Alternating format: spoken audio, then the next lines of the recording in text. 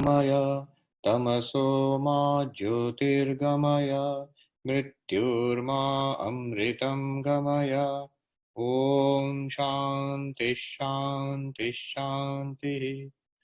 Om, lead us from the unreal to the real. Lead us from darkness unto light. Lead us from death to immortality. Om, peace, peace, peace. So we were studying the Pratah Smarana Stotra of Adi Shankaracharya. Whether it's actually written by Adi Shankaracharya or later Advaita master, we'll leave that to academicians to debate. But it's in tradition, it is always attributed to Shankaracharya. Very beautiful stotra. I personally have a practice of every day in the morning. Just first waking thought is that one. So I go through that. So we have done the first verse, which is very profound. Each of those three verses, it includes just about the whole Advaita philosophy packed into it, the entire teaching. So I will request Hari to play the Pratah Smarana Stotra.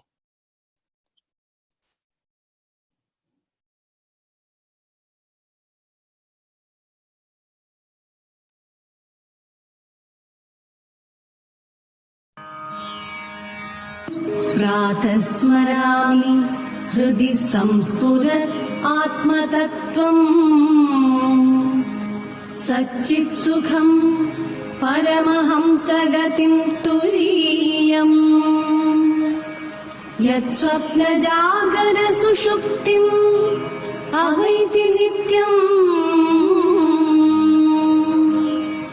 Tad Brahma Nishkalam Aham न च भूतसङ्गः प्रातर्भजामि मनसा वचसामगम्यम् वाचो विभान्ति निखिलायदनुग्रहेण यं नेति नेति वचनैः निगमावोचुः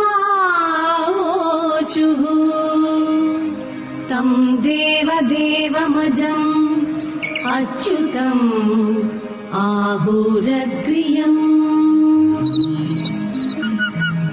प्रातर्नमामि तमसः परमर्कवर्णम् पूर्णं सनातनपदं पुरुषोत्तमाख्यम्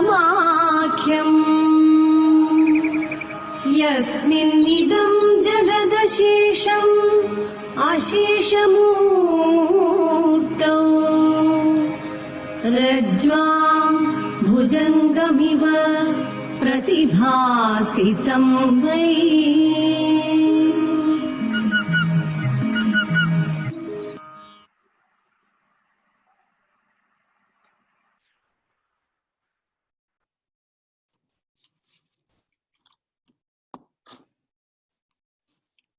Usually, we think of ourselves as a body, and in that body somehow there is a mind, and in that mind I am there somehow, a self. So Deha, Mana, Atma, we think about ourselves like that. Body, mind, self. That is ignorance. Advaita Vedanta says it's just the other way around. You, the self, are this unlimited awareness. In you arises a wave, like a wave arises in the ocean. Similarly, the mind is like a wave arising in consciousness. Actually, it has not arisen, but let us think of it that way. And in the mind appears a dream with a body and an external physical universe, an interaction going on, and pleasure and pain. We wake up from that into the so-called waking world, but that's also another appearance in the mind, where there is another body that we call the waking body, and interacting with the waking world. So waking body interacting with the waking world only in the activity of the mind, which is nothing but a superimposition on pure consciousness, which I am. Waking world appears and disappears. Dream world appears and disappears. And the blankness of deep sleep comes and goes. All of them are the activity or inactivity of the mind. And the mind is nothing other than just like a wave on the surface of the ocean. It is like an appearance in consciousness. That consciousness, I am. Atman is infinite, in which appears mind, in which appears the physical universe, including the physical body. So it's just a reverse. You may say that's a crazy idea. Today's world, our paradigm is a materialistic reductionist paradigm. So we think of the world as primarily material, matter, energy, time, space, and that's real, in which there is very complex organic matter which has become somehow living matter, our bodies. And in this living matter, in this complex body like ours, somehow this highly complex nervous system and brain, somehow, we don't know how, has generated thoughts, feelings, sense of self, only temporarily. When the brain is destroyed in death, then that consciousness also will go, the self will go. Only matter was there earlier. Now also only matter is there. What we call ourselves, human beings, this person, this self, mind, all of this is just byproduct. And when the material substratum of the mind is destroyed in death, then we will also go. There is no such thing as a self. There is no such thing as God. There is no meaning in life. So this is the materialist reductionist paradigm. Very difficult to break out of. But even now, at this moment, some of the leading thinkers are thinking in just the opposite way. I have come across here in New York, for example, David Chalmers is there. He's the head of the Mind Brain Consciousness Unit in NYU. And there are others also. I've come across some of them or read some of their work. In Texas, you have Strawson, Galen Strawson, and some others are there who think consciousness is fundamental. Consciousness is not a product, byproduct, epiphenomenon of material processes, because it cannot be explained that way. So far, that's the whole hard problem of consciousness. How does consciousness arise out of functionings of the brain? Nobody really knows. And there's no real explanation of it. So now there's some thinkers are thinking consciousness might be fundamental. So that's one step towards Advaita. Matter is fundamental, energy is fundamental, consciousness is also fundamental. A kind of matter-consciousness dualism is now being accepted. They call it panpsychism. It's an old idea, now being revived again. If you Google it, it's everywhere. There are many scientists who are fiercely pushing back against it. Some thinkers are now slowly advocating it. I remember I had a dialogue with, you may have heard of Deepak Chopra. So I had a dialogue with him here in the Rubin Museum in Manhattan. And he was saying, Swamiji, they are stealing our ideas. They are not giving credit to us. They're calling it this panpsychism or whatever it is, and they are not giving credit to us. It is something taken from Indian philosophy. I said to him that, see, it's not a bad thing. If the scientists or these philosophers, if they say that I have got it from Buddhism or Vedanta, they will be dismissed that, yes, it's some kind of, he's a follower of some Eastern philosophy and that's why he's saying it. But when David Chalmers says he's an atheist, he's thinking entirely in terms of Western thought, in terms of material science, and then coming and saying that consciousness cannot be reduced to matter. Then people are forced to sit up and take notice and at least try seriously to refute it, because he absolutely denies any kind of deriving it from ancient Indian philosophy, nothing like that. So it's good. We are living in a time when these ideas are beginning to be taken seriously. I was reading this book, Evan Thompson's Waking Dreaming Being. Just see, Waking Dreaming Being is just taken from the Mandukya Upanishad, what we were discussing in the first verse of Pratah Smarana. Jagrat Swapna Sushuptim Aveiti Nityam. So waking dreaming, instead of deep sleep, he calls it being. Waking dreaming being. In that book, he says, consciousness studies is not a new discipline. Consciousness studies is not a new discipline, which has come at the end of 20th century and 21st century, the beginning of 21st century, but it is actually very ancient. The ancient Indians 5,000 years ago, in the text called the Upanishads, they made the first and most profound inquiry into consciousness. Then he quotes another scholar and says that these Upanishads are such a paradigm shift in human thinking, in human civilization, that we should date our history, not by being ethnic and saying that it should be AD and BC, but rather before Upanishad and after Upanishad.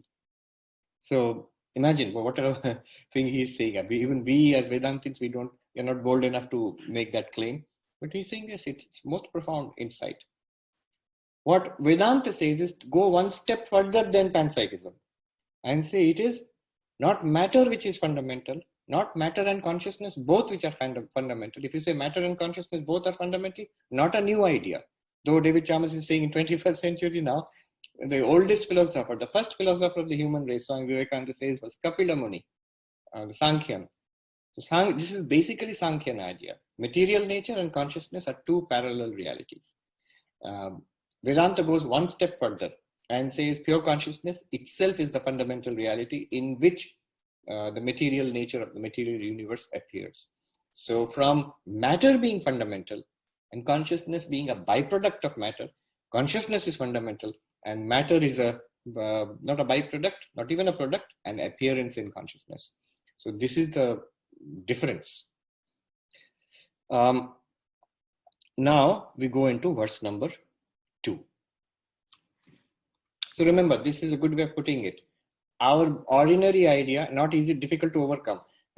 Not easy to overcome. The ordinary idea of the self is body in which somehow mind is there and in which somehow I am the self. Vedanta reverses it. The self is infinite, in which appears the mind like a wave in an ocean, and in which the waking body and the universe are imagined. The dream body and the dream universe are imagined, and the blankness of deep sleep appears and goes. Verse number 2. Pratar bhajami manasa vachasam agamyam vacho vibhanti nikhilaya danugrahena yan neti neti vachasa nigama vochu tam deva deva majamachyutamahuраgriyam. So what does this mean? Here, the discussion is about the philosophy of language in Advaita Vedanta. Why suddenly language? What does it have to do? So it's actually what we are trying to teach here, what we are trying to express here, the central teaching of Advaita Vedanta, that you are Brahman. It cannot be taught. It cannot be expressed in language. He says, Manasa vachasam agamyam. Vachasam agamyam. We have heard this phrase again and again,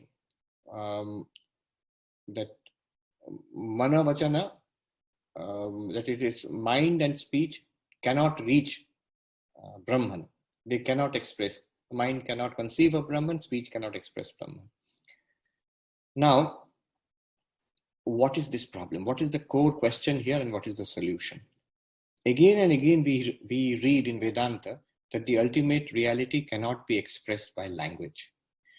Now, why can it not be expressed by language? What is the problem? If you ask why. So in Vedanta, Shankaracharya, for example, in different places, but in Shankaracharya's commentaries, for example, in his segue into the commentary on the 7th mantra of the Mandukya Upanishad, in the Bhashya which precedes the 7th mantra, he carries out an investigation into the nature of language. What can language do and what it cannot do? Why are we suddenly interested in language? Remember, all the teachings of Vedanta are basically language. Teaching has to be in language and all the texts are language anyway. So, if you suddenly say language cannot express Brahman, then we are in trouble. Because our only instrument we have at our hand are the texts, Upanishads, which are language, which are words. And if words cannot express Brahman, then what are we doing here? Why even this Pratah Smarana Stotra? What can it achieve if it cannot express that highest teaching? So why are we saying that language cannot express Brahman? What can language do and why it cannot express Brahman? That Shankaracharya investigates. I'll sum up what he says. He says that language can function if Jati, Guna, Kriya, Sambandha, Rudi, these 5 characteristics, if any one of these 5 characteristics is found in an object, in an entity, language can express it. So 5 characteristics, any one, more than one, welcome. But even if one of these is found, then language will work. You can apply language. So what are these things? First he says Jati. Jati here means species or class or set. So, for example, the classic example is say gau or a cow. So there are many, many cows and they share something in common, which is why you can say they all belong to the set of cows or they all belong to the species of cows. In philosophical language, this is called an universal, jati or samanya, that the common qualities shared by all members of the class, all members of the set. By noting those common qualities, every time you come across a cow, if you know those common qualities, you can say, yes, this belongs to the set of animals called cow. This is a cow. So jati here means the class characteristics or set characteristics which enable an element to belong to a set. Can you use this for Brahman? No, you cannot. For this, you need to have a class, a set. So is there a set of Brahman? No, there's only one reality Brahman. It's not a set. So you cannot have a jati or a universal characteristic in Brahman. So jati will not work. It will work for that's a cow, or that's a horse, or that's a human being, or that's a bird, or a tree. Anything which is there's set you can express, but you cannot express Brahman like that. The second way we can use language, guna. Guna means quality. Get me a red flower from the garden or a yellow flower from the garden. And now you know which flower you leave out by just using the word yellow flower. You know to leave out green flowers or blue flowers, purple flowers, and you know to pick only the yellow flower. So the quality yellow allows you to zero in on the object which is meant and also exclude other objects. So guna, a quality, any kind of quality. Can the tall people stand at the back? Can the shorter people stand in the front for the group photograph if you want? Now, how do you know? Who knows where to go where? They know their qualities. So I am tall, the quality of a body, tall or short. So I have to go to the back or the front. So we always use these quality as a distinguishing factor. So you know how to pick out a person by that quality and leave out other things, or an individual by that quality and leave out other things. Language can function if you can use quality to designate something. So how about using quality for Brahman? No quality, nirgunam. Brahman is beyond any attributes. How will you designate? All right, anything else? Kriya, function. Shankaracharya uses the example, pachakaha, cook. So you are using a particular activity of that person. Call the cook, compliment the cook on a wonderful dish. So you're using a particular activity, cooking. So those who are not cooks are excluded by that, and the one who is the cook is pointed out by that word, pachakaha, cook. Driver, would the driver of that vehicle which is blocking the driveway please go and remove the vehicle? Now the person whom we are talking about knows that there's a driver. Others, the passengers, know that they are not being meant by that word, activity. So how about using that for Brahman? Won't work. Why? Nishkriyam. Brahman is the most lazy of all entities, everything in the world. Nishkriyam. No activity is there in Brahman. No change is there in Brahman beyond all activity. In the infinite, there cannot be any activity. So Nishkriyam. Therefore, activity, kriya cannot be used to point to Brahman or designate Brahman. Anything else? Fourth, sambandha, relation. So when you say guru or father, or mother, you're talking about a relation. But a relation, so you know who people know who you are referring to. A country and a state. So relation is used. Boss or employee, relation is used. So can you use that for Brahman? You cannot. A relation requires at least two. Dvinishtha sambandha. Relation is into father, only when son or daughter are there, then father. Teacher, only when students are there, then teacher. So more than two, then only relations are possible. Less than two, if there's only one, no relation is possible. Now you can immediately see why you cannot use relation to point to Brahman. Brahman is Advaitam without a second. So with what will Brahman have a relation? With what? With which entity? With nothing. There is no real entity apart from Brahman. You say, what about the world? Brahman is the creator of the world. But remember, Jagat Mithya. Can a real rope have a relation with a false snake? No. Because the false snake does not exist. It requires two real entities to have relationship. There is no second real entity apart from Brahman. So Sambandha will not work. What else is there for language to work? Can't we simply use a word like we name this child? This is Ram. This is Priya. This is Nirmala. So these words we are using. Not because of any class or quality or any kind of activity or relationship. Just we give a name. This baby from now on will be called by this name. This is called Rudi, or by convention. I just name something. So can't I do that to Brahman? No, you cannot. We cannot do that. Why not? Because if you see how you name. To name something, you must point out that person or that object. If in a group, if you say, please call Ram, what will others say? Whom do you mean? Which one is Ram? So they want you to point out Ram. Once you point it out, fine, it's done. But unless you can point out, if you just say, there are 100 people, please call Ram. Which one is Ram? Unless it is pointed out, there is no way of knowing what that name refers to. Which person does it refer to? It has to be pointed out. When you say, this baby from now on will be called Ram, fine, we understand.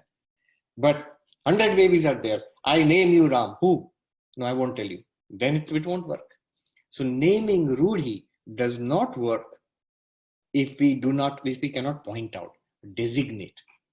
So Rudhi also will not work. Why can't you designate Brahman? How will you designate Brahman? Brahman is not an object. There is no way of pointing it out. Remember, adrishyam. It cannot be seen, it cannot be heard, it cannot be smelled, tasted, touched. Agrahyam. It cannot be an object of any motor organ. You can't walk to it, you can't get hold of it. In what way will you point out Brahman? No way of pointing out Brahman.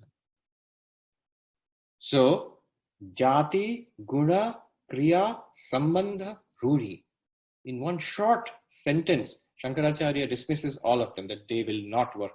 The whole philosophy of language is pushed into that, compacted into that sentence just before the commentary on the 7th mantra of the Mandukya Upanishad. At this point, a doubt arises. But just a minute.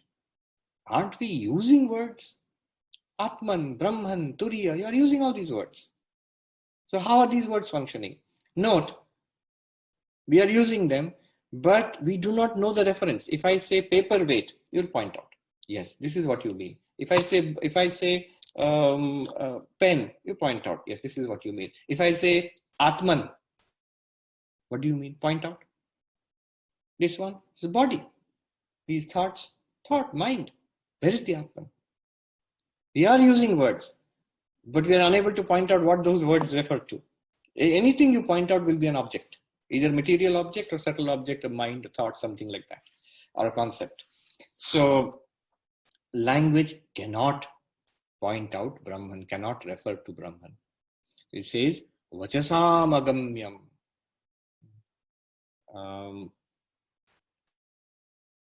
Vacho vibhanti nikila yad anugrahin. Okay, Vachasam agamyam, let me now say.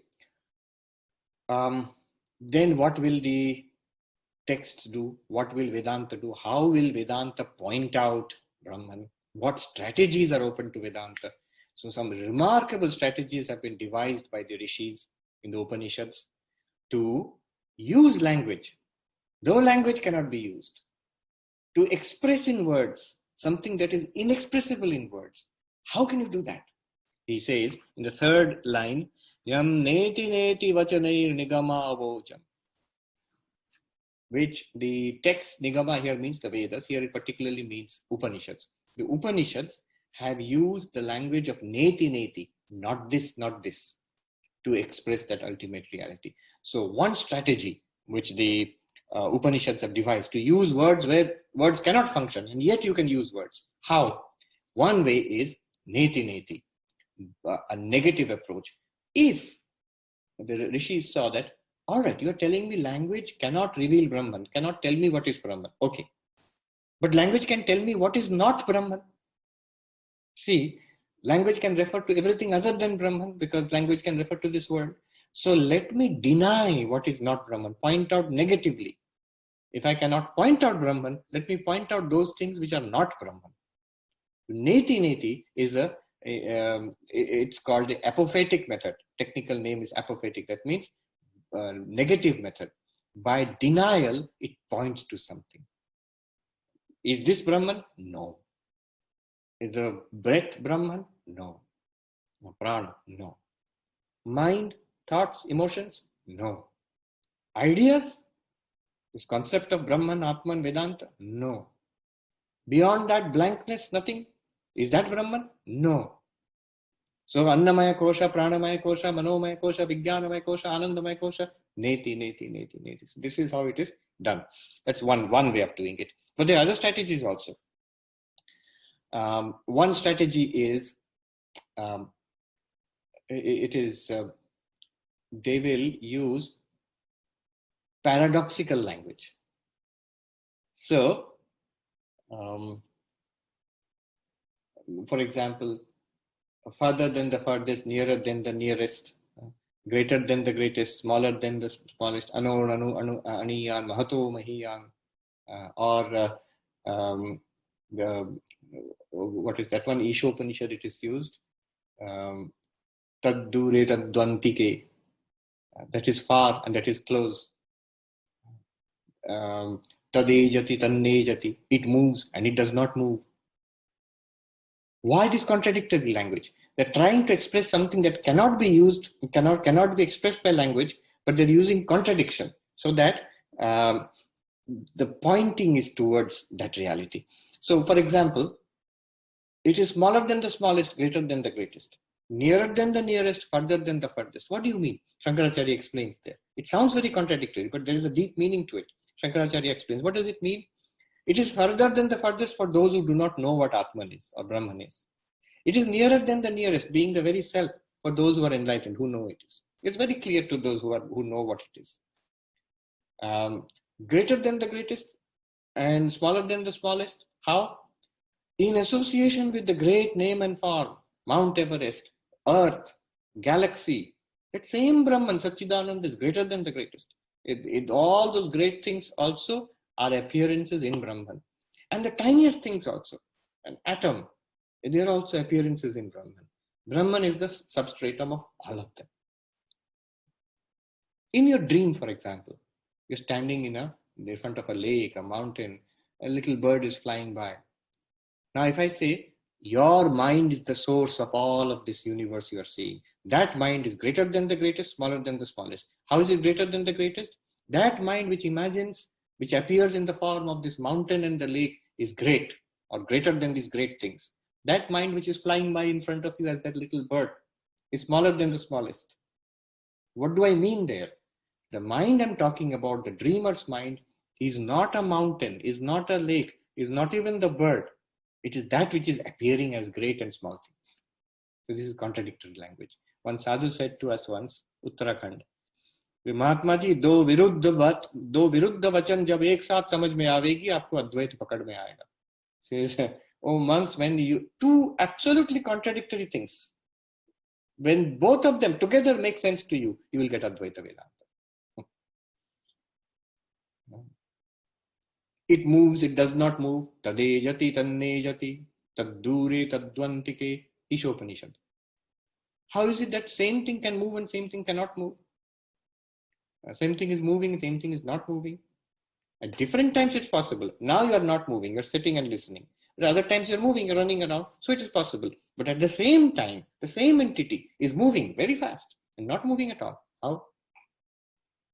Same thing, same consciousness. The names and forms, people and animals and stars and planets are in violent motion. But the reality is, consciousness is not in motion. It is all appearance in consciousness. On the movie screen, tremendous activity is taking place. The hero is fighting against the villains. Aeroplane is flying, car chases going on in Hollywood movie. All of that activity is taking place. The screen is absolutely still. It better be still. If it starts moving, then all the movie will be spoiled. So it is moving and yet unmoving. Both are true. And the reality is it is unmoving, so that all the moving samsara appears in that unmoving reality. So contradictory language, that's the second strategy. Some will say, what was the first one? I forgot. First one is neti neti. Yes, negative approach. Second one is paradoxical language. Viruddha vacha. Paradoxical language. You find many times in Gita. Upanishads. In Gita also you find many times. Karma and akarma. Karmani akarmaya pashyet akarmani cha karmaya. Those who see action in inaction and inaction in action, they truly see, and they are the performers of all action. What does it mean? How is it possible? How is it possible to see inaction in action? When activity is going on, how is it possible to see inaction? It's foolishness. If something is happening, how can you say it's not happening? But yes, Shankaracharya gives a very beautiful example. I'll tell you the background to this before I give the example. So in Belur Mutt, our main monastery on the bank of the Hooghly, which is the Ganges actually, near Calcutta. So when you cross from the monastery with little boats cross the river, when you go in the boat and you go to the other side, Calcutta. So because of the current in the river, the boats never cross. We have all learned in mathematics and school. The boats never cross directly. I want to go from this side to that side. They will not go directly like this, according to the current. So the current is coming this way. The boats will try to move that way so that they'll be pushed in this way. Now, when you move in the boat, at one point, suddenly you will feel you are standing still, but the shore, the buildings and the trees and all, they start moving. Actually, they are not moving. It looks like that. So the building is moving. The temple of Ramakrishna is moving. The monastery is moving. The bank of the river is moving, as if we are standing still. It's just because of our motion, actually, it appears like that. When I read Shankaracharya's commentary to that Gita verse, Karmanya Karmaya Pashyet, he says, just as a person on a boat which is moving, to him, the trees on the shore and the buildings on the shore, they seem to be moving. Just like that. It is the Atman which is always, it is unchanging. And names and forms are appearing and disappearing. And yet, the movement of the body, mind is superimposed on you, the Atman. And you think, I am going. I am thinking. Even the movements of the mind is also movement. So I am thinking. I who was happy, now I am depressed. I who was confused, now I have got clarity. Change in the mind. I am moving. Physically also I am moving. I was in this city. I am in that city now. I am in the boat. I'm going from this side to that side. No, you are not.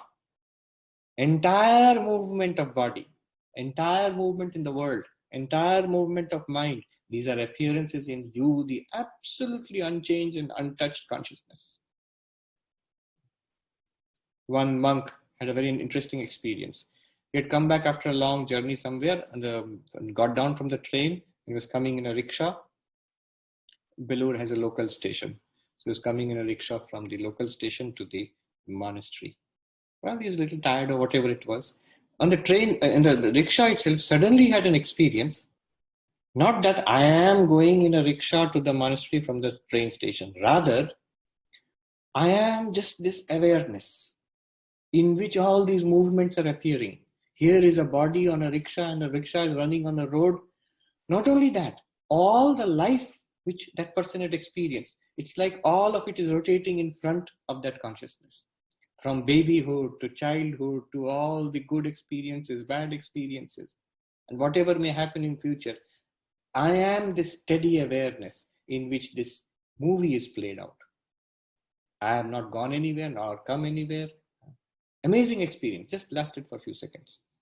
That's what he says, that movement, contradictory. It moves and it does not move. So this contradictory language, paradoxical language. Another strategy, storytelling. So if it cannot be expressed directly, you can point it out with a story. Classic example, 10th man story. I have told this a number of times. So, those friends who cross the river, 10 people, and then after crossing the river, they think, have we all crossed or did somebody drown? And they count. But if the person who counts forgets to count himself, 1, 2, 3, 4, 5, 6, 7, 8, 9, does not count himself. So there are 9 people. Where is the 10th? 10th person must have drowned. They keep counting, but they find only 9 people. But the counter is forgetting to count himself. So they start crying. And then the wise person comes and asks my friend, why are you crying, my friends? Our friend drowned when we crossed. How do you know? We were 10. Now there are only 9. How do you know there are only 9? Because we counted. So the wise man knew what the problem was. He said, don't worry. The 10th person is there. And please, he said, where is the 10th person? I will show you. Please count. We have counted. No, count again. Humor me. Show me how you counted. 1, 2, 3, 4, 5, 6, 7, 8, 9. And the wise man took this guy's hand and turned it around. Dashamastvamasi, thou art the 10th. 10. And so this man realized, oh, 1, 2, 3, 4, 5, 6, 7, 8, 9, 10.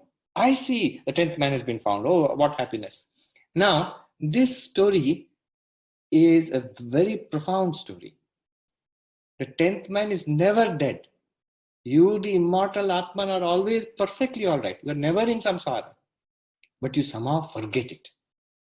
And whatever you are counting, body, mind, Annamaya Kosha, Pranamaya, Manomaya, Vijnanamaya, Anandamaya, whatever you're counting, all those objective dimensions of yourself clearly seem to be in samsara. They are born and they change and they suffer. Where is this Atma? But we forget ourselves, the real self. We're just catching on to objects in the world. Gross objects, subtle objects, body, mind, buddhi, whatever. Then the Guru comes, Upanishad comes and says that, no, the reality is there. And then, thou art that thing is done. There's a whole process to it. But ultimately, we're supposed to catch it. See, why cannot you directly point out? You can't, because it's not an object. So storytelling. Shankaracharya himself uses a story, very cute story in Aitareya Upanishad Bhashyam, the commentary to the Aitareya Upanishad. He says, it's like a man who was scolded by his guru. Amanushyattvam, you are not a human being. He was very depressed. Then a wise man came and said, why are you depressed? And the man said, oh, I'm not a human being. I'm so sad. How do you know? My guru told me. So this wise man said, all right, non-human. So you're not a human being? No. So non-human being. Are you a rock? No. Are you an insect? No. Are you a bird? No. Are you a lizard? No. Are you a cow or a tiger or something? No. So in this way, he eliminated all non-human things. After that, Shankaracharya says, after eliminating all non-human things, and he realizes, none of the non-human things I am. Then what are you? At that point, if the man says, yeah, what am I? Then there is nobody to help him. He has to catch immediately. Oh, then I must be human. So in that way, when Vedanta eliminates every possible objective dimension of the self, I am not body, not mind, mano, buddhi, hankar, chittani, naha.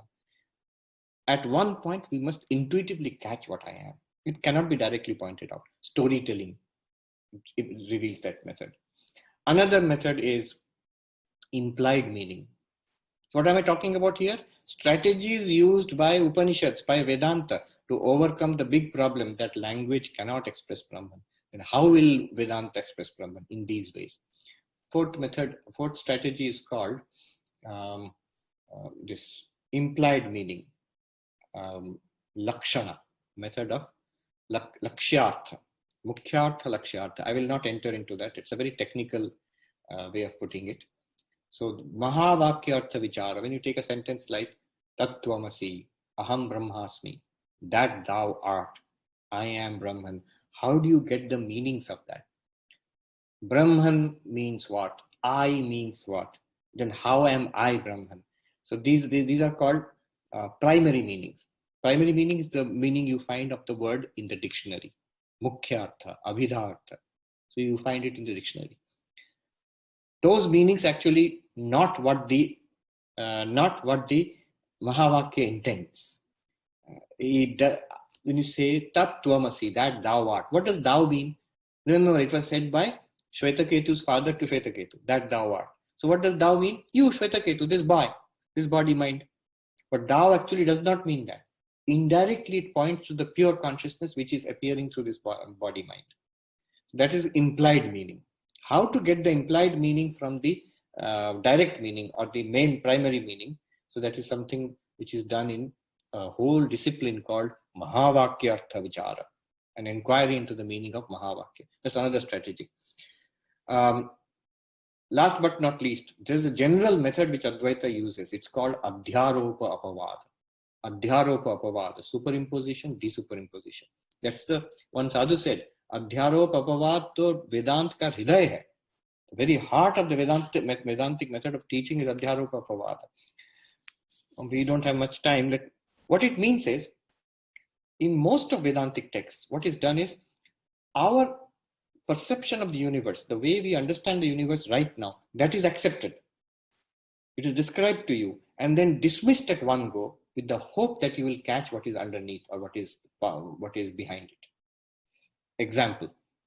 There are many examples of this. One is that a man came to the Guru in an ashram and said, I want to know what is space. The Guru said, Akasha. The Guru said, here, you see. Oh, you mean ashram? No, not ashram, just outside. Oh, you mean the garden? Not the garden, just beyond that. He could not understand. Then the Guru said, all right, I understand your problem. Stay with me. Plant these, like sunflower or something like that. And he planted it. This is your job in the ashram. And you have to take care of this garden, all these plants. So daily you would work hard in the garden and slowly the plants began to grow. And you know that those plants, sunflower, the plants are very tall, lot of leaves and all. So it covered the front of the ashram quite densely. After a few months, the Guru said to the disciple, today, don't work in the garden, don't water the plants, just take this sickle and work hard. Just cut out all the sunflowers, all the plants. So the disciple worked very hard. After a couple of hours of hard labor, everything was cleared up. And the Guru said, look, space, Akasha. The disciple said, oh, yes. So what happened was he filled it up first. Same thing. He filled it up, the same space, and then emptied it. Then he grasped what was filled up and emptied. That filling up and emptying is nothing new has been done, but it's necessary to point out something that's right here, but we don't see it. How does Upanishad do it? Here, waking world, this is waking world. Then you have dream world, yes. Then you have deep sleep. Isn't this your experience of life? Yes. At one stroke, he cuts in the 7th mantra. Not dreamer and dreamer's world, not waker and waker's world, not deep sleeper and deep sleeper world. He cuts it out in one stroke, hoping you see what is underneath or what is the foundation of that. So that is called Adhyaropa Apavada. Even the Panchakosha Vichara, all of them are like that. Adhyaropa Apavada. Superimpose something which we are familiar with and then pull out the rug from under our feet, hoping that you get it somehow. So these are 5 strategies. I mentioned neti, which here they say. Another one is paradoxical language. Another one is storytelling. Another one is Mukhyartha Lakshyartha, the implied meaning. The last one is this Adhyaropa Apavada. Most important, Adhyaropa Apavada. So, yang neti vachane nigama vochu. So the texts use strategies like neti to teach this Atman to us. Language cannot express it, but vacho vibhanti nikhilaya danugrahena. Language expresses everything. Nikhila, the entire universe is expressed by language. You have words, we label everything in the universe in different language, including scientific language, including mathematical language.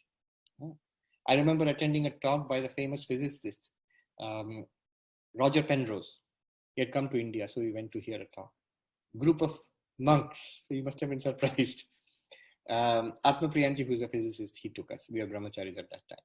So Roger Penrose, he's a brilliant physicist, but he's backward in technology. He does not use PowerPoint or anything. He just used OHP, the transparencies. So he drew a triangle. Consciousness, human consciousness, mathematics, and universe.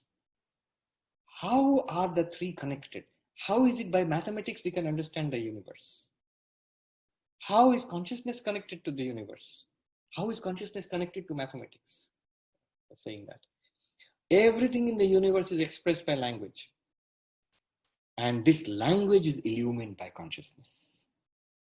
Vacho vibhanti nikhila yadanugrahena. By the grace of which? By the grace of what? By consciousness, by awareness. In your awareness, language plays and it illumines or it expresses its objects. Language, paperweight. Object, this one. Language, pen. Object, this one. The word pen and the object pen are both revealed to me, the awareness. By my awareness alone, the word is illumined, and what the word expresses, the pen, is also illumined. Vibhanti shines. Nikhila, the entire universe shines by the grace of consciousness. Language reveals the entire universe by the grace of consciousness. But language does not reveal consciousness. I mean, the pure consciousness, Atman. Then, tam deva devam. So, manasapya agamyam. Not only language cannot reveal Atman, mind also cannot reveal. Mind and language are intertwined. We keep saying Nama Rupa. Nama is language. And Rupa, the form, is actually the thought in the mind. Form is not actually what we see out there. What we see, hear, smell, taste, touch, all of it finally comes into the mind. And it takes a vritti in the mind. That vritti is the actual form, Rupa. And the word you use is Nama. Nama cannot express the ultimate reality. Rupa also cannot comprehend the ultimate reality. Consciousness illumines the mind. Mind will never illumine consciousness. So, manasapya gamyam, mind also cannot reach. By not this, neti neti, by these words, the text, Upanishadic text reveal Brahman. Tam deva devam. So this Atman is the God of gods in two senses. One is internally within us. So the devatas in Vedantic cosmology, the devatas are the powers of the different indriyas. Eyes have a devata, tongue has a devata, all the motor organs and sensory organs have devata. Who is the devata of Deva? Who is the lord of all these lords? It is consciousness. Ultimately, it's consciousness which illumines and allows the eyes to see, the tongue to speak. In Kena Upanishad starts with the famous mantra, Kene shitam patati preshitam manah, Kena prana pathamapaiti yukta, Kene shitam vacham imam vadanti, chakshu shrotram kahudeva yunakti. Impelled by what does the mind think? How does language function? Impelled by what? Impelled by that what one thing? Do the eyes see? Do the ears hear? And so on. What it means is all the senses, they are illumined by consciousness. Consciousness is, the senses are gods, consciousness is the God of gods, Deva Deva. In the cosmic sense, all the devatas, all the powers of the universe, the Vedic gods, they had the idea that each power of the universe is associated with its own consciousness or illumined by it. That's a devata in charge of that particular department. And Saguna Brahman is actually more technically Hiranyagarbha is the samashti of all devatas. I'm not explaining all this. It's just all the devatas, all the powers in the cosmos are collected together in the cosmic mind. And beyond that is Ishvara, Saguna Brahman. And beyond that is consciousness or Nirguna Brahman. So that is, consciousness is Deva Devam in the cosmic sense, also in the individual sense. Achyutam, Ajam. This word itself will take many, many classes. Unborn. Gaudapada makes a lot about this word. His exposition of Advaita is called Ajatavada. How was the universe created from Brahman? How did the many come from the one? Many, many theories are there. Many theories. There are scientific theories, religious, theological theories. Gaudapada's theory is unique. It's no theory at all. He says it did not come. No universe has actually come from Brahman. Brahman alone exists. What you call the universe is an appearance of Brahman. See, you cannot deny that we are experiencing a universe. Gaudapada is saying, I am not denying that you are experiencing a universe. What I'm denying is that the universe has come from Brahman. But actually something really has changed in the ultimate reality. Nothing has changed. It is an appearance. When you see a movie on a screen, and none of those events have actually happened. And none of those the heroes and the characters, they are not come, not fought, not died, not enjoyed. Nothing has happened. So how did the screen cause all those tragedies or comedies to happen? The answer is it did not happen. But still you experienced it. Similarly, then what is the answer to this extraordinary experience? Gaudapada just says, Devasya esha swabhava. This is the very nature of that shining entity consciousness, to shine in these ways. I think that's the ultimate thing you can say. This is called ajam, ajatavada of Gaudapada. Religion stops when you say God is the cause of this universe. Every theistic religion says God is the creator, preserver, destroyer of the universe. At least in Hinduism. In the Abrahamic religions, God is the creator of the universe. Creator God. Creator God is the cause of the universe. Beyond the cause of the universe, even that is not the ultimate reality according to Advaita Vedanta. Ajam, the unborn reality, which does not produce anything. If it has not really produced anything, then can you call it a cause? No. Beyond cause and effect. In Hindi they say Karya Karana Vilakshana Brahma. Brahman, which transcends causality. Causality in Advaita Vedanta, in Gaudapada especially, causality is the sign of falsity. Anything within causality is false. Very interesting. In science depends on causality. So the finding out of causality is basically science. And Gaudapada dismisses the whole thing as causality is the sign of falsity. Ajam, Achyutam. Conscious Achyutam means it does not lose its own nature. Consciousness, Atman, Sat Chit Ananda, never loses its own nature. It never is born, never dies, never ages, never falls sick, never suffers the ups and downs of the mind. Consciousness is never contaminated by the mind. No more than is rope appearing as snake. Is the rope contaminated by the poison of the snake? No. Water appearing in the mirage in the desert. Is the sand wet by that mirage water? Absolutely not. Similarly, the world appearance. Great inferno in the movie. Does it burn the screen? No. Great deluge in the movie. Does it make the screen wet? Not even little bit. Similarly, Achyutam, pure consciousness, you, the Satchidananda, are perfectly all right, even in the midst of the greatest tragedy there is. What a claim. Achyutam, Ahu is said to be Agryam. It is the source of everything. Source of everything, not as the producer. Remember, he has already denied it. It does not produce anything. It is at the source of this world appearance. It is the first, Prathama, from which everything seems to appear and disappear. So this is Pratar Bhajami. In the morning, I worship this magnificent reality. Not just in the morning. You set the tone in the morning, this will pervade the whole day. This is the point of it. Not just think about in the morning and then forget. So it will have a holy background, a tune to the whole day. That's the idea. Bhajami, normally it means worship. You see, it started with Smarami. It means remember. But we don't remember Brahman because Brahman is ever present. What is present right now, we don't have to remember it. You say, I see it. Similarly, so Smarami in the first verse meant I contemplate Brahman, which is present to me right now. Bhajami means I worship not in the sense of there is Brahman and I'm worshipping Brahman. No, it means I am one with Brahman in identity only. Then let me do the third one. Pratar namami tamasah paramarkavarnam purnam sanatanapadam purushottamakyam yasminidam jagadashesha shesha murtau rajvam bhujangamiva pratibhasitam vai. Pratar namami, a salute early in the morning. Salute again, not as a deity who is separate from me. Normally, the language is of a devotion. I remember my Krishna, then I worship my Krishna. Smarami, bhajami, and finally I salute my Krishna. So, namami. But here, again namami means contemplating my nature as Brahman. Nama. Nama means na mama. So, not mine, where I give up everything of mine.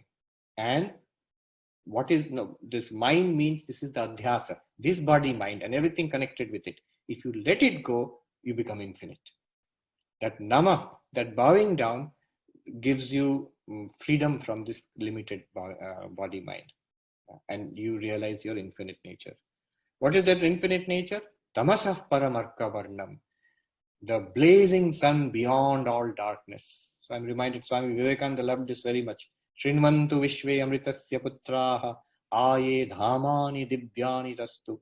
He says, listen, ye children of immortal bliss, even those who are devatas in heavens. And you do not know this truth. I am revealing to you. What is this truth?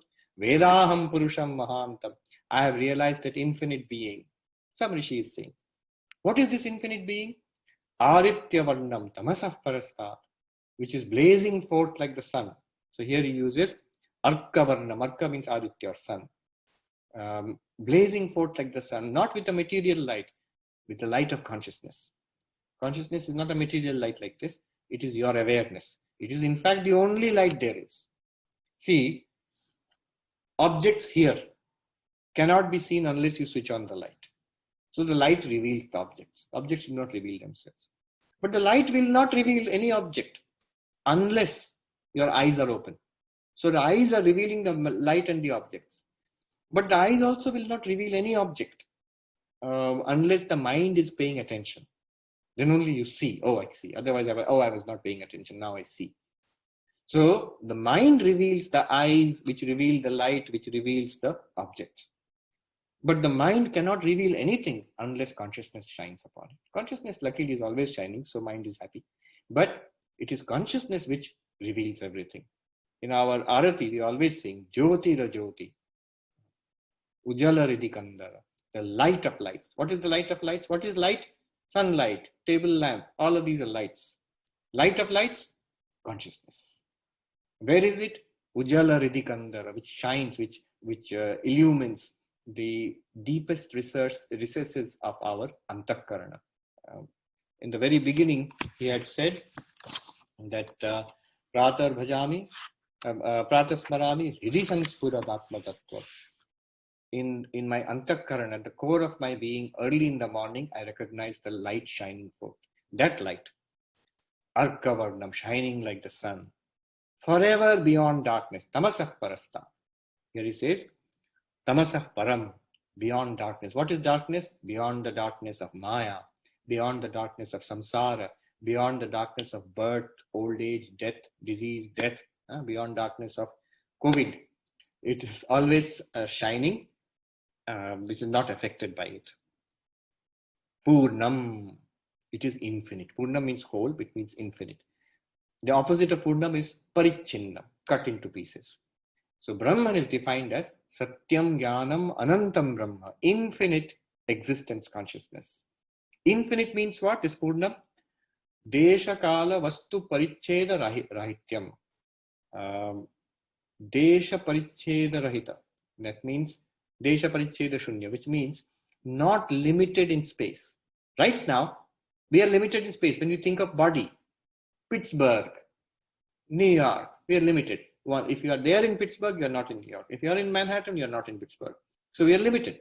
In one place, you are not in another place. But that which is not limited in space, then it will be everywhere. So Desha Paricheda Shunyam means Sarvapriyananda. This Brahman is all pervading, this consciousness which you are. And then Kala Paricheda Shunyam, which means not limited in time. What is limitation in time?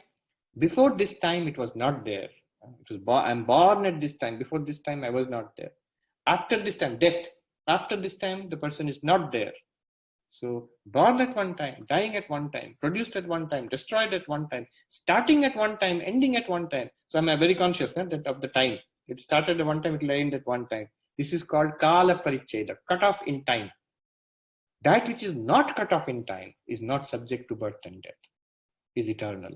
So this you, the consciousness, you are Purnam, you are not Parichinnam, you are not cut off in time. Vastu Paricheda Shunyam, that's an interesting one. It's like this. Each object is only itself and nothing else. Notice, a pen is not a book. A book is not a table lamp. Each book is a book and not a table lamp. So each object is identical to itself and not anything else, different from everything else. This is logic, law of identity. So A is only A and A is different from all not A.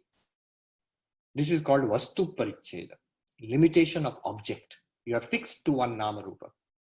Now, Suppose something is there which does not have Vastu Paricheda, which means it is not different. No object is different from it. No object in the universe can be different from it. That means if no object is different from it, there is no second reality apart from it. No second, not Dvaitam, no dual, no second reality. Advaitam, non-dual. So you are non-dual. So this word Purnam, it means Sarvavyapi, Nityam, eternal, and Advaitam. Just one word, Purnam, devoid of all limits. What are the limits? Desha limit, Kala limit, object, Vastu limit. Desha, Kala, Vastu Paricheda, Shunyatvam, Purnatvam. Sanatana Padam, it is eternity. But eternity, only when you accept time. It's actually beyond eternity. Even time is an appearance in that consciousness. It is called Purushottam. This is a reference to the 15th chapter of the Bhagavad Gita, where there is Kshara Purusha, Akshara Purusha, Purushottama. I will not go into it, huge subject. So you are Purushottam, the ultimate reality. Yasmin idam jagad ashesham asheshamurto. Yasmin asheshamurto. In which reality, that Brahman, which is Asheshamurti, which appears in all these forms. Murti means appearance. In Uttarakhand, so they will, instead of saying person, they will say Murti. So you are invited to a feast. The sadhus have feasts. So invited to a feast, they will say, Kitne Murti hai? How many Murtis are there? So each of us is a Murti. The idea is Brahman alone, you Brahman alone are appearing on all these Murtis. All beings are Murti. Murti, we normally think it's the image in a temple which you worship. No, all living beings are Murti. This is called Ashesha Murto. In Brahman, which is appearing in all these Murtis. Jagad Ashesh, this everything in this universe, Ashesha Jagat, without any exception. All objects. See, first we start off by saying, I am the pure subject, not the object. But then we realize what we said is the object, the universe, body, mind. These are also Brahman. They are all appearances in Brahman. They are not different from Brahman. What are they like? All this entire appearance of the universe? Rajvam, in the rope. Bhujangamiva pratibhasitam vai.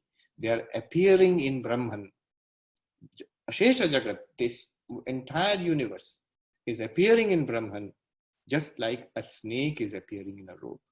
Rope is mistaken as the snake. You are right now mistaking Brahman itself as this universe. Friend and foe, good and bad, beloved and hated, whatever it is, or you're indifferent. Good and bad things, nice place, bad place, health, ill health, all of these things, success and failure, everything that we experience, they are all appearances in Brahman. They are in reality nothing other than Satchidananda. In experience, such a variety. Pratibhasitam vai. Verily they are shining forth. Such a Brahman I am. What do? Pratah smarami. I contemplate upon.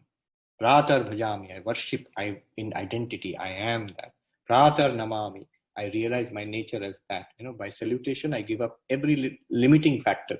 I realize I am Purnam, not Parichinnam. Okay, I'm done. 3 verses. Entirety of Advaita Vedanta is packed into it so beautifully. Let's see what questions we have.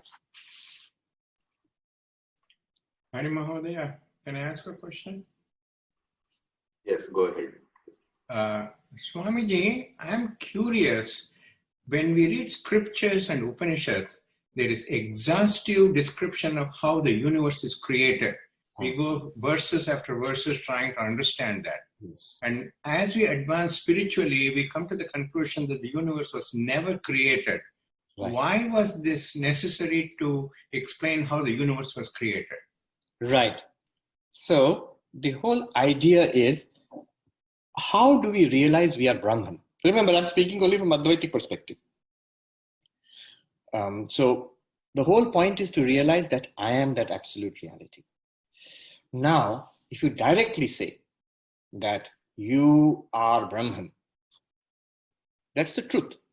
But it's very difficult for us to grasp, because I'm fully convinced I am this body mind, because that's what I see. I experience this body mind. And what you are calling Brahman, I have no idea. Then I will not be able to realize. So The clever teacher, the skillful teacher will always start where the student is. Let's say, what do you experience? I experience body. All right, let us start there. From that Brahman, space and fire, wind and fire and water and earth were created. By a mixture of this, these bodies were created. And in that, subtle body, physical body, that is what you are. Now from here we will trace our way back to Brahman. So we experience the many, we experience the universe. We would like an explanation how this universe of our experience comes from this Brahman you are talking about. That Brahman I don't understand. This universe I understand. You have to explain to me how the many and the one are related. So the Upanishad have to start by accepting. It's called Anuvada. Anuvada here does not mean translation. Anuvada means repeating after. So what we experience, Upanishad temporarily accepts. Yes, there is a universe. Somehow it has come. How it has come? Many, many theories are given. And ultimately, there's Parinamavada. Brahman itself evolved into this universe. Or the creation. Dvaitavada says the Brahman actually created this universe. Advaita goes to this Maya. Brahman projected this as an appearance. It's only name and form. Brahman actually did not become this universe. This is called Vivartavada, just as a rope appears as the snake. So we have gone from a real creation to an unreal creation, an appearance, from a reality to a movie. Even there, if you ask, no, why at all a movie? And then Gaudapada goes into Ajatavada and says the movie is basically the Brahman itself shining forth. Ultimately, we are led to the conclusion Brahman alone exists and I am that Brahman. If you did not do that from the very beginning, if you told that, then that would be an unskillful way of teaching. It will not help the student. So that is the reason why so many theories. In 4th chapter of Mandukya Karika, Gaudapada considers so many theories of creation. This person says that person says that. Ultimately, what is the reality?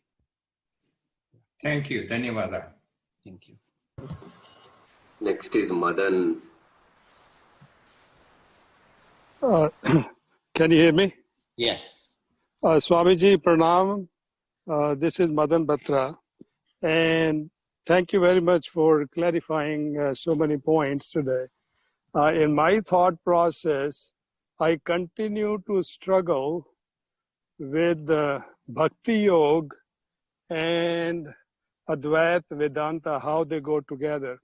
As we go into temples, etc., we are given a clear impression that we are devotee and that there is a creator God. So does Advaita, Vedanta not support Bhakti Yoga the way it is known to us through temples, etc.? Right. It does support. One proof of that is whenever we have such questions, look at the lives of the people, the Advaitins you consider to be enlightened. Shankaracharya, definitely. Or Vivekananda and others. Even Ramana Maharshi. Were they against bhakti? Did they say it is all false? Never. No mature teacher will ever say such a thing. It is all true. The deepest truth is Advaita. The final statement of the truth is Advaita. But the same truth can be understood as I, the Jiva, and my Lord Ishvara. Same truth can be understood. Swami Turiyananda once says to a disciple, Swami Vivekananda could say, Aham Brahmasmi, honestly. It does not come easily to us. So I say, Thou, my Lord. Same Brahman we are talking about here, contemplating in the morning. Same one, instead of saying, I am that, you can say, that is my Lord, I am the devotee. It is the same reality. It's not that this is false and only I am Brahmasmi, Aham Brahmasmi is true. No. Both are true. But the perspective becomes different. Hanuman's attitude was very wonderful. Ramchandra once asked him, Hanuman, what do you think of me? So Hanuman said, Deha buddhya dasoham, jiva buddhya twadangshaka, atma buddhya tvamevaham, iti me nishchitamati. As this body, as Hanuman, this being Hanuman, I am the servant, thou Ramachandra are my master. I am firmly convinced. Iti me nishchitamati. But as the jiva, who in this life I am in this body, Hanuman, But as the this Jivatma, I've gone through many lives. And so, as the Jiva, I am a part of you. You are the totality. I am one part of you, you are the totality. Purna and Angsha. Iti me nishchitamati. I am convinced of it. As Atman, Satchidananda, you and I are one. I am convinced of it. Now you see, which one is true? He is saying all of them are true. If you make up your mind that I am Madan, and that's it, I'm not going to compromise on that. Then where is Brahman? Brahman is God for you. He is Ganapati or Shiva or Vishnu or Devi. That Lord is there. That reality continues to exist, but now it becomes Ishvara, you become a Jiva. Become means you are not willing to change that identity. But if you can investigate that identity, that Ishvara which seems apart from you, whom you worship separately, you will find that Jiva, that Ishvara within yourself, as yourself. So where are you, Madanji? Because it seems like daytime outside. Oh, I was just walking outside and enjoying. I live in Murraysville, Pittsburgh area in Pennsylvania. Oh, it's not yet dark there? It seems light. Not yet. Not yet. So I was just doing my evening walk. Okay. And so I took a pause and asked the question. Yes. Very good. Thank you. Thank you. Yes. Next is Aruna. Yeah, good evening, Maharaj. Yeah, I have a question for you about how do you apply this Advaita philosophy in your day-to-day life? How do you, on an experiential basis, I know you do your sadhana and you do your japa, but how do you stay in that moment-to-moment awareness that you are the Atman? Yes. If you're asking, how do you practice Advaita Vedanta? This much only. You keep your mind on Advaitic thought. Wake up in the morning. Pratah Smarami Hridi Sanspurad Atma Tattvam. You notice this. Keep your mind on Advaitic thoughts. That I am Brahman. Keep your mind on these thoughts. How will you keep your mind on these thoughts? Listen to these talks, read these books, chant these stotras. So you'll say that is at one level. Another deeper level is think about it. Am I really the body? Let me see these arguments which are given in Vedanta. Am I really the mind? No. This is thinking about it. So you have gone from listening to thinking. And then after you have thought, if you've got some clarity, stay with that clarity. Notice, even when I'm walking around and talking, is it as a body am I walking around and talking? Or as a mind? Or as consciousness shining through body and mind? You will very soon see, I am actually consciousness. This is how you stabilize yourself in this. Now, how you will apply in particular things, you see it will come. Don't be in a hurry to apply it immediately. If you are learning how to drive, better to drive in parking lot. Don't take your car into Manhattan Road, danger. First of all, get a clarity about Advaita Vedanta. Stabilize yourself in that. Then from there, application will automatically come. You will find you are not getting angry so much. You will find greed is reducing. You will find fear is going away. What will happen to me in old age? What will happen to me if COVID infection comes? Not that you will become reckless. Everything you will do rationally, but at deep inside, no fear. You are perfectly at peace. It's all right, you will say. That stability, that serenity, steadiness will slowly come into your life. Actual practices, all the other yogas give you actual practices. Bhakti yoga has several practices. Raja yoga, mantra japa has a practice. And seva, karma yoga. They are all expressions of the Advaitic realization. Yes. Thank you. Next is Nirmala.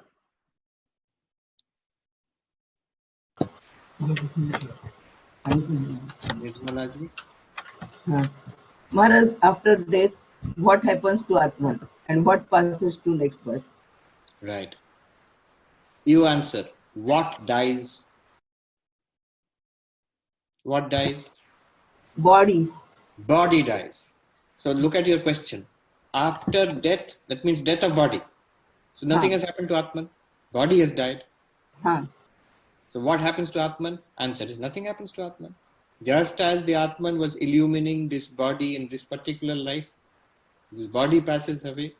and the Sukshma Sharira, which is the Mana, Buddhi, Chitta, Ahankara with the pranas, it moves to the next life by its past karma. Atman, ever shining. Like, example, I'll give you an example. Sun is shining in the sky. Yeah. In the garden, there are many, many pots. In the pots or buckets. In the buckets, there is water. And the bucket is the body. The water is the mind, the Sukshma Sharira. Bucket is Sthula Sharira, water is the Sukshma Sharira. In that mind also, the sun is shining. You will find a little sun there, reflection. That is the awareness which we feel now, Chidabhasa, reflected consciousness. Now our problem is that little shining sun in that bucket, water of that bucket, it is thinking I am a bucket. You have to be convinced you are not the bucket. You are not even the water.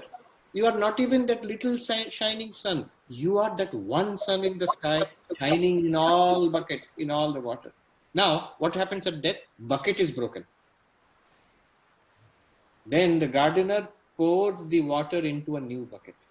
When the water is poured into a new bucket, that little sun shining in that water, it will feel, I am going from one life to another, one bucket to another. I am traveling. Now I am reborn in another family. The memory will go away and we will start a new life. But the one sun which is shining in the sky, has anything changed for it? Nothing at all. Who are you? Are you the bucket? What are we studying? Advaita. Advaita tells you, who are you? Are you the bucket? No. Are you the water? No. Are you even that little shining sun which you feel right now, that consciousness? No. You are the one sun in the sky who is shining in all the buckets. Such a grand theory. Suppose you say, I cannot feel that. That is too much. Then identify yourself at least with that little shining sun. And then what will happen is that one shining sun in the sky will become God for you. Still you are not the bucket, not even the water. A good example. Sri Ramakrishna used this as example in Kathamrita. But the funny story. Sri Ramakrishna tries to explain that 10 buckets, 10 pots are there, water is there, and sun is shining. How many suns are there? So somebody said 10 reflected sun, one original sun. Suppose you break one pot. How many suns are there? 9 reflected suns and one original sun. Suppose somebody breaks all the pots. So somebody breaks all the pots. Then what will be left? Somebody said, the fellow who broke the pots, he will be there. So that entirely spoils the whole example. Actually, what Sri Ramakrishna wanted to say was that the original sun is left, but there will be nobody to say it. Without the pot, the body, the mind, and the reflected consciousness, this thinking, talking, being a Vedanta student, attending Zoom class, none of this is possible. That's what he wanted to describe. Somebody joked and he said, lot of mess will be left. Broken pot, water, everything will be left if you break so many pots. Thank you. Next is Sonia. Actually, my question is already answered. Thank you very much. Thank you. I guess the comment I wanted to make was that, when we think of this consciousness as this one big, huge thing, sometimes it is very hard to identify, just like you just said. And this bhakti yoga that Mr. Batra said, like bhakti, that we identify one God and we worship, and it gives us a little solace, to know that there is a God. And that concept that you're saying, that this big consciousness, it's a little hard, but I've been listening to you for some time. I guess I will eventually get it. Not there yet. Yes. And remember, there is no contradiction between the Advaitic teaching of Brahman, that you are Brahman, and worshipping God. So from a perspective that I am this person, immediately that consciousness we're talking about, that unlimited consciousness, the Purnam, that becomes God for us. That is the God we are worshipping. But Advaita says, go a little further. Investigate yourself. You will find that the God you are worshipping is your true nature. You are that actually. So why not do that? Why not push further? And as far as and see the solace, when we are firmly set in this body-mind system, then we seek for solace because we are helpless, we are weak, we are subject to so much suffering, and therefore we become dependent on God, and there's nothing wrong with that. But if you realize you are pure consciousness, Satchidananda, will you seek solace? Is there any need for any solace from anything or anyone? Not at all. You will see something that is not touched by old age, death, disease, and I am that you see very clearly. Then the need also that I need some help, that also will disappear. Yeah. Thank you very much. Next is Priya.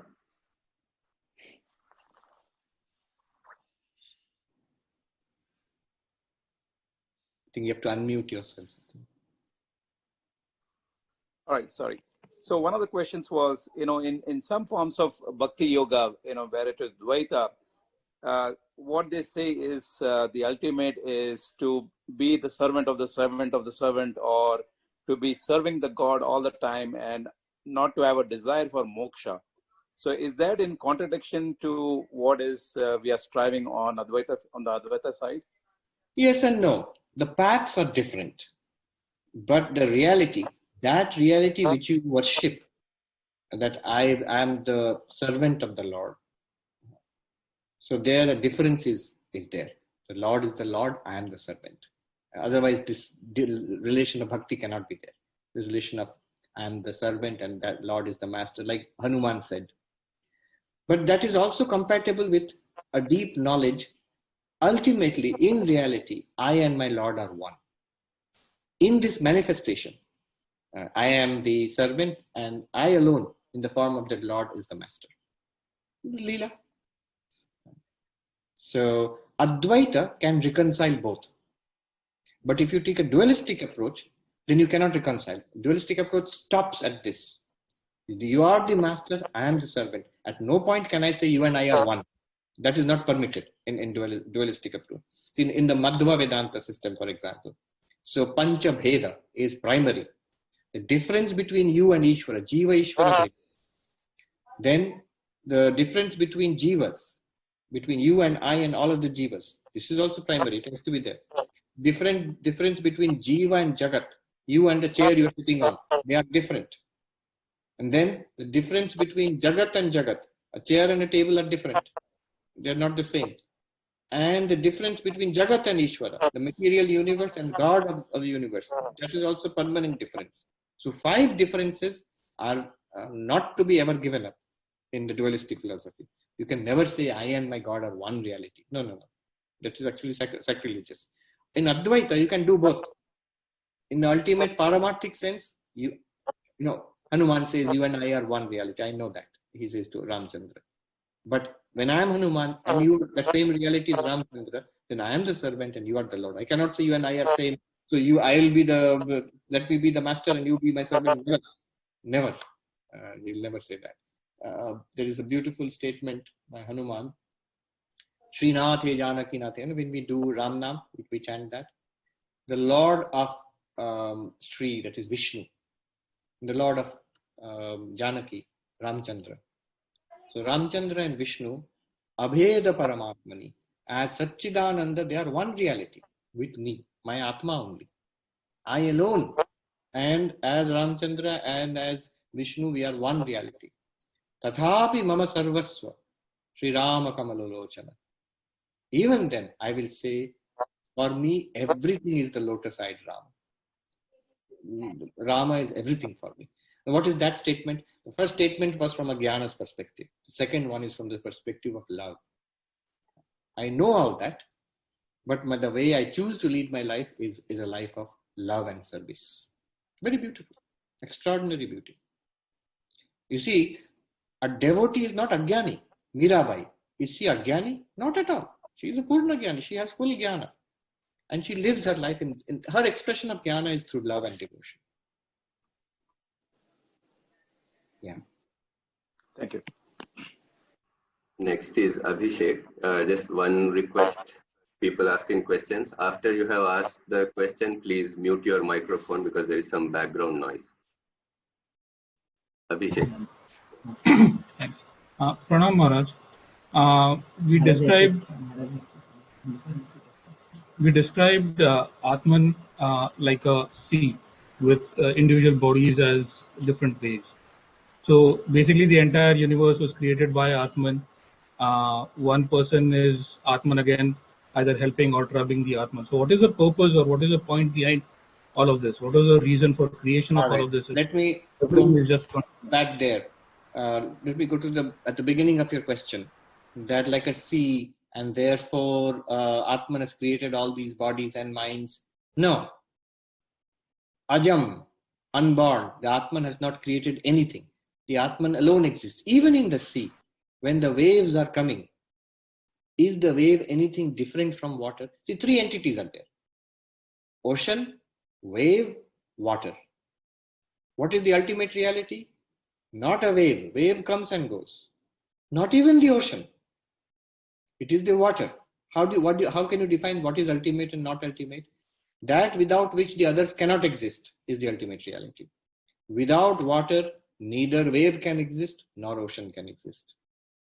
Not only that, every bit of the ocean, every bit of the wave is nothing but water. Water can exist without wave and ocean. Water can become water vapor. Water can exist in a glass of water, and water can exist as like vapor, and so on, or in a river. But so water is the reality. Similarly, existence, consciousness, bliss, the Atman, your awareness, the awareness. I will not say your awareness. You, the awareness, are the reality in which appears a mind, in which appears a world with its body. Normally what we think is, here is a body. Inside the body is mind. In the mind is somehow I am there. I am some kind of self. Vedanta says just the opposite. The self alone is there, in which appears a wave like an ocean. In the ocean a wave appears, mind appears. In the mind appears the world and the body. So that's crazy. The world is so big and it is solid. In that, how does it appear in a mind which does not seem to be big or solid? But imagine your dream. In your dream, you go to places, you see people. There are living beings and non-living beings and objects. And yet, what are they? Let alone solid, liquid or gas. They are just thoughts. From the mind only they are created. So, Maharaj, even with that, what is the purpose behind now reality? So what is the purpose of this whole thing? Think about it. What can be the purpose? See, ultimately, Swami Vivekananda says, what is the purpose of human life? It is to realize the divinity already within us and to manifest it. To manifest the divinity already within us is the goal of human life. So we have life and we are living it in a sort of low level and struggling with it and unsatisfying. Dukkha, suffering is there. Is it possible to live a life of bliss, of fulfillment, of blessings to everybody, of joy and fearlessness? Is it possible? Yes, it is possible. Proof, see the lives of the saints, see the lives of the Jivan Muktas. It is possible. They've demonstrated. See the life of someone like Ramana Maharshi or Vivekananda. Yes, it is possible. That is the goal. You see, why would Brahman at all want to do anything like that? Ultimately, this question of goal and purpose, you have to question what is the meaning of purpose? Is it at all a good thing? When do we have a purpose? When we lack something. Ultimately, if the Brahman is infinite, ultimate reality, it will not have any purpose. All purposes depend on Brahman. Brahman does not depend on any purpose. So, your purpose is to realize that you are beyond all purpose. That is the only purpose of our entire game of life. That you are free of this. Would you not want that ultimately someday you will be free of all purpose? You are not driven this one, next this one, next this one. Then I will die. The next life I will pursue some more purposes. No. Ultimately we have to come out of this cycle someday. And what Vedanta tells us is you are already out of this cycle. That I have not gone into it. Purnam. Purnam means full or infinite. In the Purnam there can be no purpose. Purpose is a sign of apurnata. There's some defect, some limitation is there. some smallness is there. So when one becomes enlightened, will have no purpose, purposeless life, useless life? No. Then you do not have any purpose for this little self anymore. Then your entire life actually becomes a blessing for the whole world. Again, in these questions, you should always look at the lives of saints, those who are you consider to be enlightened people, great people. Then you look at their life. Did they have a purpose in their life? Yes, but their purpose was always a great purpose, never a selfish purpose. So for the welfare of all beings, Buddha, to remove the suffering of all beings, not just one's own suffering, to remove the suffering of all beings. That becomes a great purpose.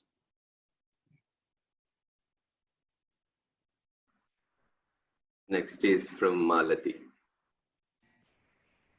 Good evening, Swamiji. Good evening. My question is in the Gita, chapter 9, I think verse 21 or 22.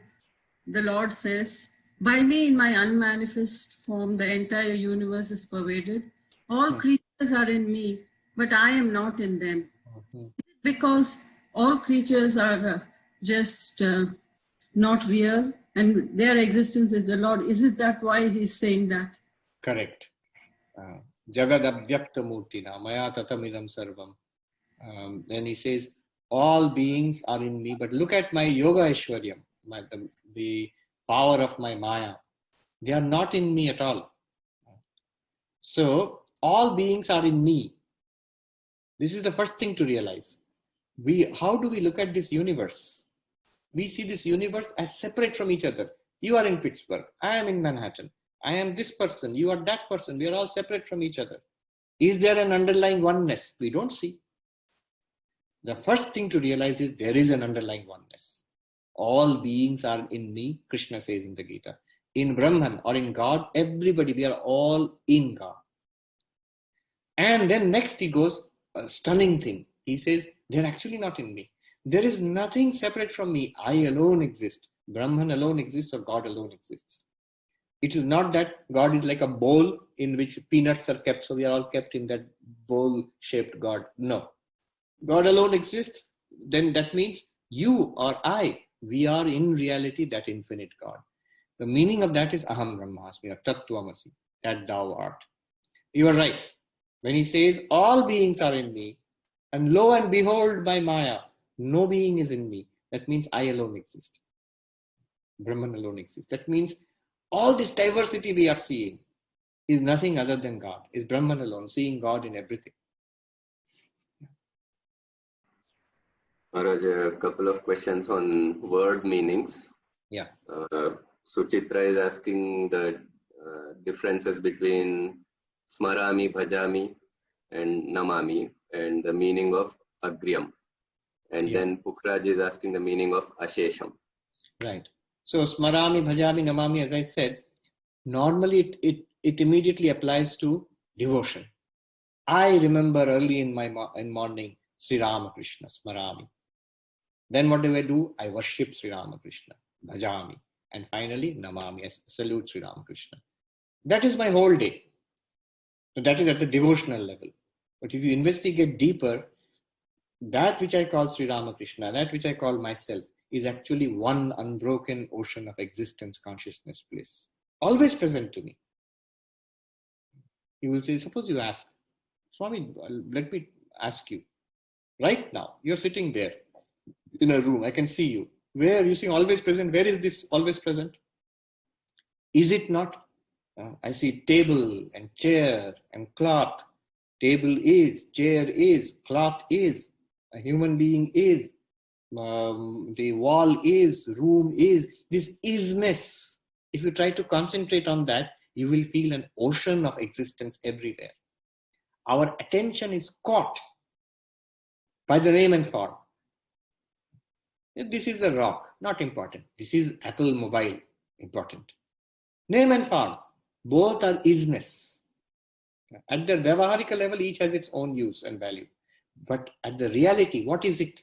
Ultimately, it is isness, existence. When we are caught up too much, a child looks, in Belur there is a festival in which toys made of sugar are sold. The children buy it. Elephant, tiger, horse, human being. And children play with it. For the children, look upon it as man on a horse hunting a tiger. But what does the mother know? It is sugar only. From sugar perspective, it's not a man, not a horse, not a tiger. Similarly, from Sat perspective, existence perspective, the reality is it's an ocean of existence. Because of our raga dvesha, attraction, repulsion, we are stuck on the names and forms. One can actually penetrate through the names and forms and feel that one is in an ocean of existence everywhere. Everywhere feels the same to you. Actually, it happens. And it's not very difficult also. So that's how you contemplate on Brahman. It is always available to you. That is the meaning of Smarami. I notice Brahman. Bhajami. I worship Brahman in the sense of oneness. Namami. I give up my sense of individuality, name and form. Na mama. Nama means na mama, not mine. What is not mine? Not body, not mind, not buddhi, mano buddhi ahankara chittani naham. When I am not these, then only I get the right to say Chidananda Rupaha Shivoham. I am of the nature of infinite consciousness and bliss. I am of the nature of Shiva. Right now, it's available to us. The more we catch hold of body, the faster we are going towards death. The more we catch hold of mind, the more we are subject to ups and downs. Like a whiplash, morning to evening, being jerked around like on a rope, made to dance to the ups and downs of the mind. The more you distance yourself from body and mind, the more you are at peace. Let the body be what it is. Let the mind think what it is. Practical life, they're useful, but nothing more than that. I am not it. We have forgotten our real nature and embraced this little petty body and mind as all in all. And then we are stuck. And then we are made to suffer. You are the infinite right now, without limitation. That is bhajami. And that is namami, sorry. So this is from an Advaitic perspective. One sadhu I knew in Himalayas. So he used to live in a cave. And he had the nature of serving other sadhus. He would go to the caves of other monks and to the huts and find out who needed a blanket, who needed some food or medicine. So his guru scolded him. That sadhu told us, my guru once scolded me and said, Are Lakshman Das, thoda bhajan bhi kar lo. Ghumta firta hai. You do some spiritual practice, bhajan kar lo. Do some spiritual practice. You just go roaming around here and there. So he said, I felt very sad. I am serving people, and so this is not bhajan.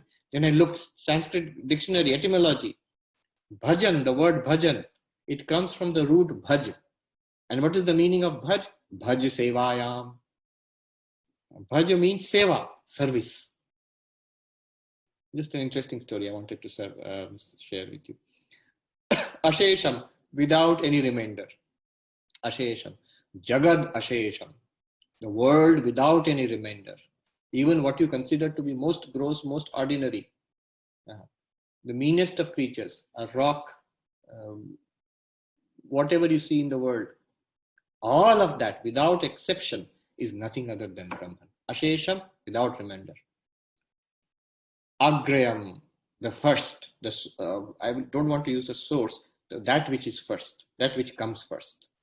In every experience, what comes first? Consciousness. In every reality in the world, what comes first? Existence. That existence, consciousness, agrayam. Maharaj, if okay, this is private. Deepak has a question. Yes, Deepak. We have a question. Where is the question? You have to unmute, Deepak. Deepak. Okay, so we'll end with this question. Pranam Maharaj. Pranam Maharaj. Namaskar. I had a question actually. Speaking of nididhyasana, yes. A question I have is for someone who doesn't know Sanskrit. Uttering the slokas, actually, I'm not able to comprehend what the real meanings, essence are.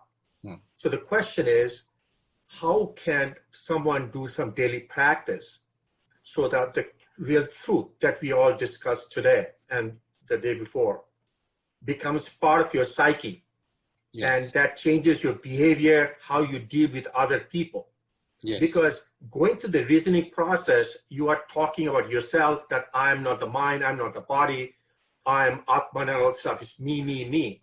But transcending from there into changing behavior toward others and how I view life, that's a different ballgame altogether. How does someone do a daily practice to achieve that actually? Right. So by the process of listening and reflection, Shravana Manana, one comes to a certain understanding. Staying with that understanding for some time puts that understanding deep into our psyche. Right now it is deep in my psyche that I am this body, I am Deepak. Deepak is this body. That has to be corrected. Slowly the intellect will begin to see in what sense I am not this body. The body is going through its own process, but actually I am not this body. Once you see that, that is understanding. Staying with that understanding will drive that, it will soak the mind in that understanding. Then you will automatically see your behavior towards others changing. To help that process, we practice the virtues in all religious paths, including Advaita also. Self-control, calmness of mind, do not be angry, do not be greedy, look upon all equally. So all of these practices, see, lobha, moha, and krodha, illusion, anger, and greed, these are to be pulled under control. At first as a practice. And on the other end, your nididhyasana is shining in your mind. So you'll be able to do these things more easily. Both go together. If I'm leading a very righteous life, not that anybody here is there doing like that, because otherwise you wouldn't be here. So if anybody is just, I just want to party, I just want to do whatever I wish, in that case, this will not work. Externally, I'm doing whatever I want. I want means who wants? The mind, unchecked mind wants. You see, we admire freedom so much. But if the mind is not prepared and you give total freedom, the result will be that mind itself, that person himself or herself will become more and more miserable. So Maharaj, just so I understand you correctly, what you're saying is we have to take a two-pronged approach actually. One is the meditation aspect of it in terms of understanding the whole thought process actually, and then the practice part of it, the behavior part of it. Yes. The two-pronged approach, ultimately they will all merge together. Yes. So you see, when I try to be calm throughout the day, I deal with people without partiality. I deal with people without getting upset. So this I can do without any fancy philosophy. I can try. Sure. As I'm trying to do this, I try to lead a disciplined life. Okay, so this is at the level of my ethical life, my dealings with others. As my understanding and meditation deepens, you will find interestingly, these practices become very easy. They become a natural expression of my knowledge. If I am the Atman, why should I get angry? To whom should I blame? Because Vivekananda says, whom to blame and whom to praise. When praiser praised, blamer blamed are but one. When you actually begin to feel like this, your behavior towards others will change. And they will also slowly notice. So the meditation is contemplation. Yes. Is that what you're talking about? That nididhyasana. Contemplation, not trying to change your behavior forcefully, but staying with the understanding, and that will radiate out as a changed behavior. But ethical disciplines are necessary. Otherwise, neither the contemplation nor nididhyasana, not even Vedantic thinking, nothing will work. It will simply be swept away. Got it. Yeah, external life must be brought under some amount of control. Thank you. Thank you, Maharaj. Thank you. There's one last question from Namrata. Yes. I have a question. What is the self-realized person not as a saint but in common human being? So today I was attending a class by online, Swami Pitambaranji. So he said something nice. I liked it so much. He's a very senior monk in India. He said, often we are faced with this question. These are all very sophisticated. Can a common person understand these things? He was saying. His answer was very interesting. Swami Pitambaranji's answer. He said, who is a common person? I've never met this common person. If you ask anybody, none of us are common persons. We are all spiritual seekers and therefore already quite uncommon. We can understand. To the extent that we understand, prepares us for deeper understanding. To the extent that we can practice, prepares us for a more perfect manifestation of these qualities. So when you say, what is the nature of self-realized person, not as a saint, but in a common human being? Self-realized person, it changes a common human being into a saint. Now, the saint may not express himself or herself, or like the Catholic Church may not have ST dot before the name, saint. But you are automatically, you have called a Jivan Mukta, free in this life. May not be that you will be like Vivekananda spreading Vedanta across the world, or like Sri Ramakrishna always remaining in Samadhi, or like Raman Maharshi staying in a cave. No. Maybe you're just going to office, just a regular guy. Maybe you're just teaching or working in the kitchen or whatever. Holy Mother, Ma Sharada, just look at her life. Most ordinary outer life. She cooked, she cleaned, she looked after sick people, she mediated the quarrels between greedy relatives, she looked after her niece who was mentally ill. Just the kinds of struggles that all of us have to face throughout our lives. In ashram, in family, in job. In the middle of that, if you are Jivan Mukta. That is the purpose why Gita was taught in the battlefield. In the worst worldly circumstance. What is the worst worldly circumstance you can think of? War and killing. In the middle of that, is it possible to be spiritual? If that is possible, then we can be spiritual in our lives, wherever your life is, no matter how difficult it is. You're sitting at home, isolated, you're in the ICU fighting. I know of doctors who are in emergency room doctors who have dealt with in last few months in New York, Manhattan, dozens of deaths, day and night struggling to save patients, often failing. And one doctor said to me that, Maharaj, it is only because of my spiritual practice that I have got the mantra, I have got Ishta Devata. Over the years, I have done some prayer and meditation. No fancy Advaita, no Pratah, Smarana, nothing like that. I believe God is there. And I helplessly hold on to God from time to time. That alone has sustained me in this last 2 months. You cannot believe it's like being in a war zone 24 hours a day. Now it's of course much better here. So see how it works in the lives of all of us. To the extent that we have spirituality, to that extent we are blessed. Good question. Thank you. Thank you. May I do a Shanti mantra?